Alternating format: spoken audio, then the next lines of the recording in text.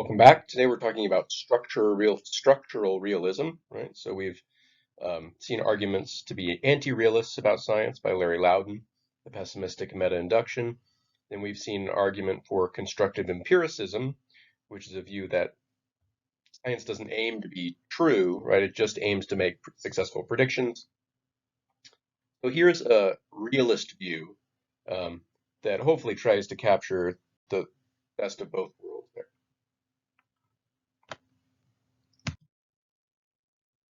So a little review of where we're at with the sort of dialectic, right? So scientific realism. Scientific theories posit some stuff that we could never really possibly observe. Curved space-time, fundamental, fundamental physical particles like bosons, right? Which are like they're subatomic particles. Forces like gravity, magnetism. So we never observe those things. What we do observe are like tracks in cloud chambers, you know, objects moving in a particular way that is predicted by, curved space-time and things like that. Really, but even on the most liberal conception of observable, observable in principle, observable in the future or something, um, these sorts of posits go way beyond what we can observe. Right? And these are some fundamental things and some of our best theories at the moment. So, um, even so, right, many people want to be realists. They think there's a good reason to accept these theories are at least approximately true, right? They might be improved on, but they're on the right track. And that when science says space-time is curved, that actually exists. Space-time is a thing and it's actually curved, right? When they talk about bosons, bosons are actually there. Scientific realism. And we've seen some empiricist or instrumentalist views. We saw logical empiricism, right, which was that sort of turn of the century approach. And they claim, well, scientific theories don't literally claim that electrons exist. What you need to do is you need to translate, right, those theoretical terms into observational terms. What scientific theories are really literally saying is that certain observations will occur under certain circumstances. So it's only really talking about what's observable. Um, so on logical empiricism, scientific theories are true, right? But if you translate them to where they don't actually talk about curved space-time or electromagnetic forces. So they're not committed to the existence of those things. The other view we saw was constructive empiricism. So on this view, scientific theories are meant literally, right? They're not saying you need to paraphrase or translate what I'm saying into observational um, terms, right? And they are committed to the existence of these things like space-time, but also, and this is a little fuzzy how you can make this work. It says scientific theories aren't actually aiming at truth. No. They're not shooting for truth. All they're shooting for is empirical adequacy, right? True predictions at the level of observation. And if you want to accept the scientific theory, you don't have to believe in electrons. You just have to believe in tracks in cloud chambers, right? Um, so believe these if you want, right? People are still empiricists. Uh, But intuitively, I think a lot of people are realists, and we would like to be realists. And so Worrell here is going to present a kind of realism. He didn't invent it. I think Bertrand Russell probably was the first person to come up with this, um, but he presents it nicely in a way that's like the most readable that I could find. So it's hopefully going to have the benefits of realism and empiricism together. So again, why believe in scientific realism? Well, the no miracles argument, right? Take relativity and quantum mechanics, right? Our current theories of the very large and the very small. They make so many precise, bold, accurate predictions that it just would be an incredible coincidence if they weren't true, right? That they could get so many things right. It seems like it would be a miracle unless they were actually latching on to the real world. Now, of course, it's important that I said, right, they make sort of bold and new predictions. Now, you can always concoct a theory. Once you've got the observations, right, you've got the data, you could always cook up a theory that makes those predictions post hoc, is what we call it, after the thing. Um, So, you notice an interesting experimental phenomenon, you can tailor your theory to predict it. And this is all scientists do a little bit of this, right?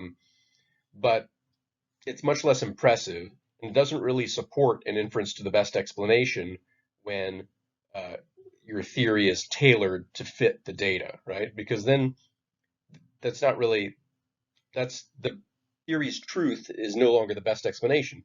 The best explanation is that we monkeyed with the theory to make sure that it made the predictions that we already saw, right? That's the best explanation. So um, you have to be careful what you mean by predictions, right? There's a distinction between sort of post hoc predictions and old new predictions. And anyways, scientific realism itself doesn't really make any predictions. Um, so all you can really do, this no miracles argument, this inference to the best explanation, kind of only works for any given individual theory, right? So we could definitely run that IDE for relativity um, because it did make some bold new predictions. I told you how, right, Einstein's theory predicts if you fly a very precise clock around the Earth really fast, it'll come back slower, right, than a clock that's been sitting on Earth because, right, time slows down the faster you move, and that's pretty bold prediction, and it turns out to be true, right? That's pretty impressive.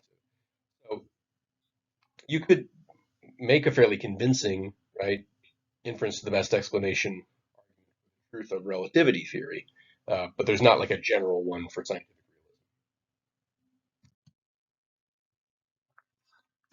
So that's scientific realism and why people believe it. Now, the argument against realism, again, and we saw this with Loudon, but just a little review, is the arguments taken from the history of science, right? And this phenomenon of scientific revolutions, how old theories just get completely overthrown and replaced by new theories.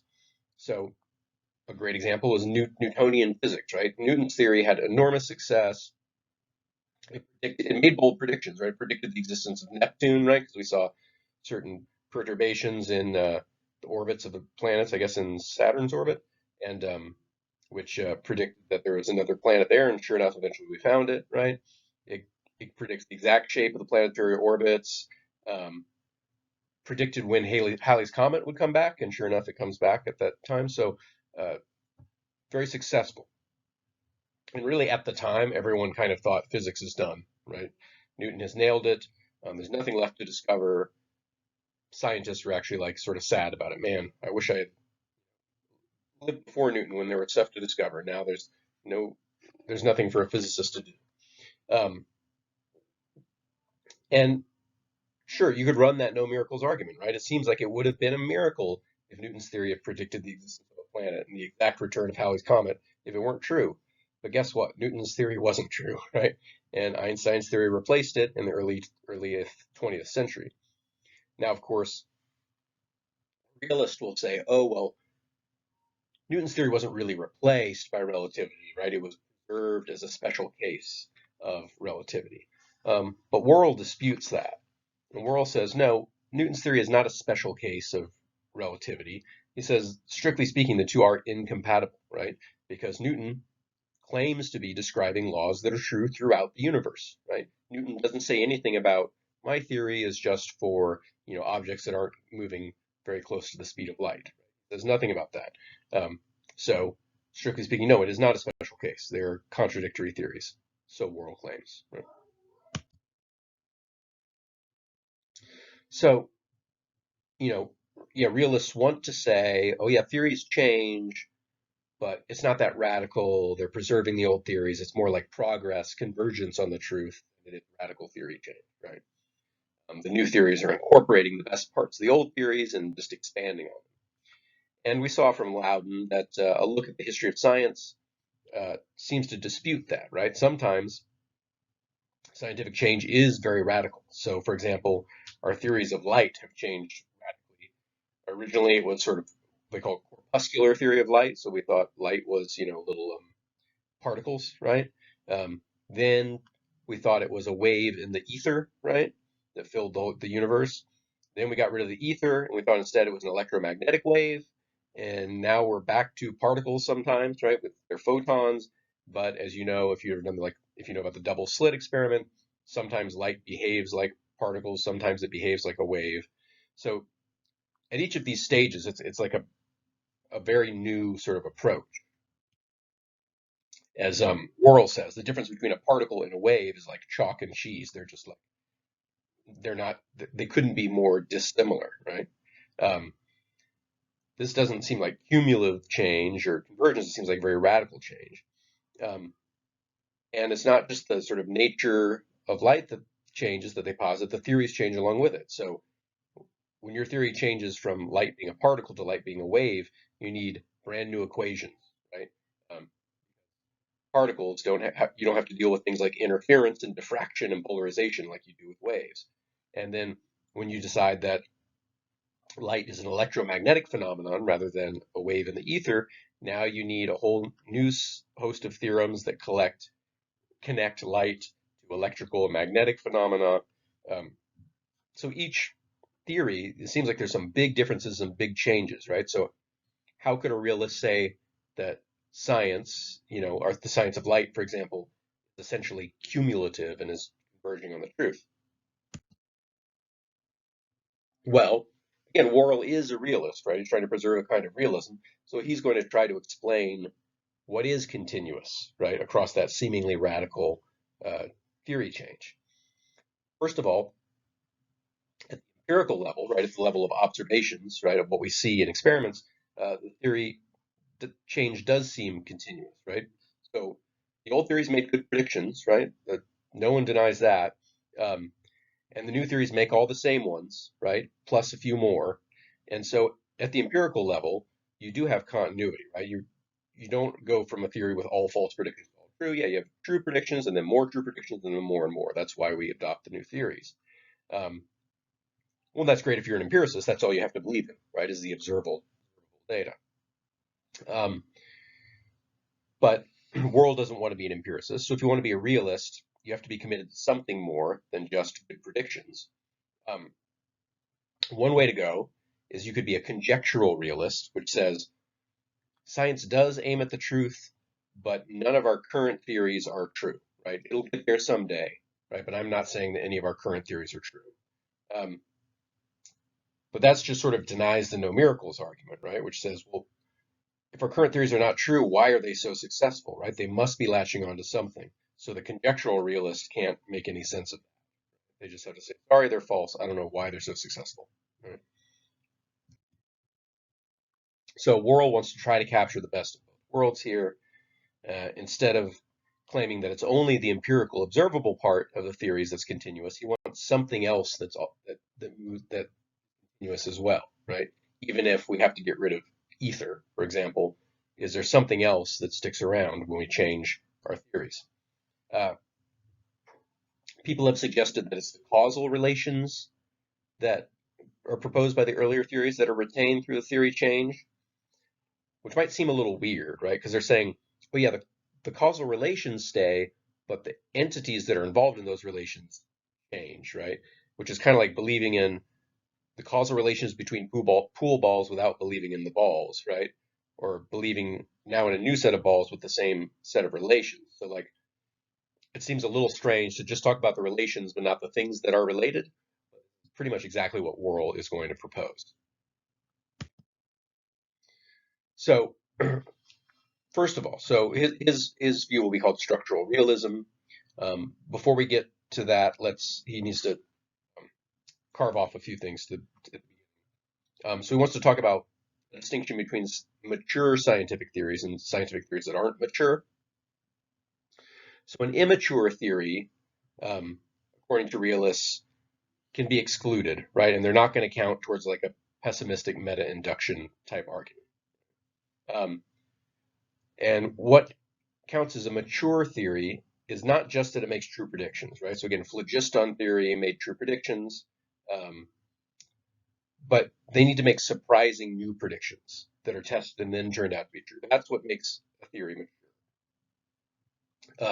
So, for example, right, the Ptolemaic astronomy made a lot of true predictions, but only by sort of observing things that didn't really fit their theory. Again, the theory Ptolemaic astronomy was that the Earth was in the center of the solar system, being orbited around the Earth, and they kept having to sort of modify the theory to fit the observations. So that's not a mature theory according to Worrell. Um, mature theory needs to make surprising predictions that turn out to be true. For example, relativity, right, and flying the clock around the world. That's surprising. Um, Newtonian mechanics made surprising predictions that would have counted as mature as well. So empirical success alone doesn't make it mature. It's got to have predictive. Um, but what all this means is I don't have to be a realist about theories that aren't mature. And that just makes my job easier. I don't have to be committed to every scientific theory ever, or even every empirically adequate scientific theory, right? Every theory that makes the right predictions. I only have to be committed to the truth of the mature ones. So that's going to carve off a bunch of the bad ones that Loudon might want to use in his pessimistic meta-induction. Okay, but even so, right, if we only sort of concern ourselves with mature theories, um, and so we can ignore some of Loudon's examples of old false theories, there are still some challenges to realism, right?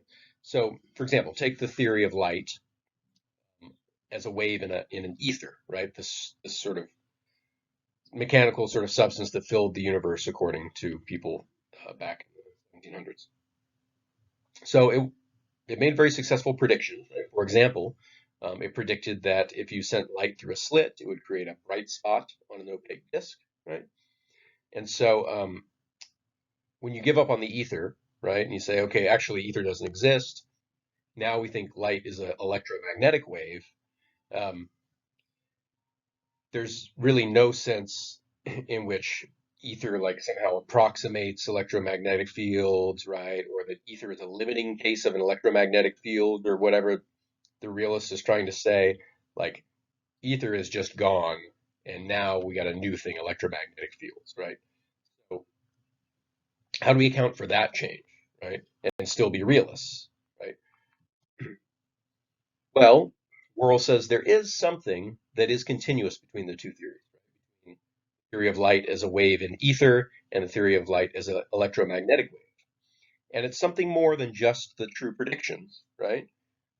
What's carried over is what we call a structure or a form, right? So here's a quote from Worrell.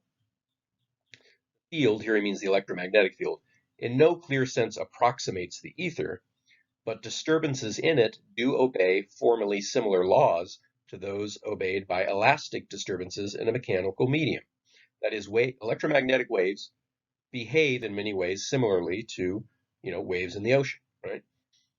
And so, although Fresnel, who was, I guess, a proponent of the mechanical ether, was quite wrong about what oscillates, he was, from this later point of view, right, not just about, again, the predictions, the optical phenomena, but right also that these phenomena depended on the oscillations of something or other at right angles to the light. So something sticks over, right, from the ether theory to the electromagnetic theory of light, not just the successful predictions, also the idea that something is oscillating. And those oscillations are described by mechanical equations that stay largely the same from theory to theory, right? So if we stick to these equations, there is continuity between the two theories, right? And if the equations are continuous, then if there's something in the world that those equations refer to or pick out, we could at least be realists about that. And, argues Worrell, what these equations are picking out is a structure, right? It's a formal structure of the universe. And so we are realists about the structure of the world. We are structural realists, right? Talking about structure and not entities, then we can also accept that the equations of the old theories are limiting cases of those of the new theory, right? So ether, the stuff, is not a limiting case of an electromagnetic field, but the equations that were used, right, in ether theory are a limiting case of the equations in electromagnetic. And so, even though there's no way to interpret Newton's sort of container view of space as a limiting case of a curved space-time that we have in relativity, his equations will, right, fall out of, right, but like relativity will produce the same equations as Newton given certain parameters, right, and those parameters are, relatively slow compared to the speed of light, and masses that are like of earthly objects, not of like suns and black holes and stuff. So structural realism, Worrell says, gives the best of both worlds.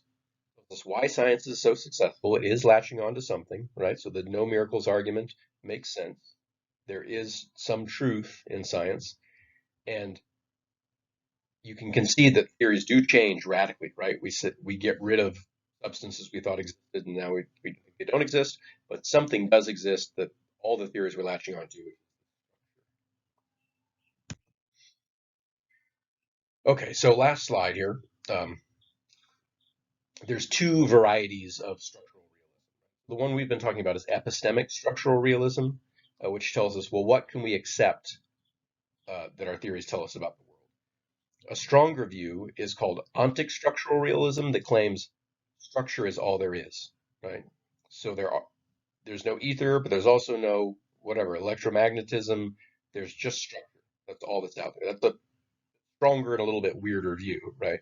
So for the purpose of this class, we've just been talking about epistemic structural realism, which says, given the limits of human knowledge, right, what does a successful theory tell us we can believe exists? We say, well, at the very least, it can tell us that the structure exists, even if we can't be sure that bosons, right? Maybe our next best theory will get rid of bosons, but the structural realist says it'll keep many of the same equations, and it'll be talking about the same structure between particles, whatever those particles end up being.